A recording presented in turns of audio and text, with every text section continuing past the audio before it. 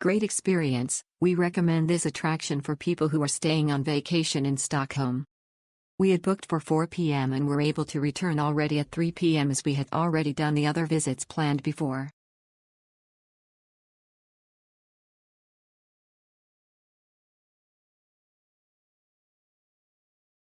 It's a very interesting museum. If you haven't been to the Paradox Museum, it's worth a visit. There are many spots to take pictures. You can play for more than an hour.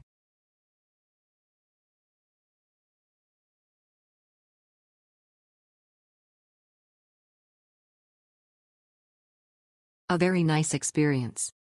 To add to a to-do list when in Stockholm, absolutely.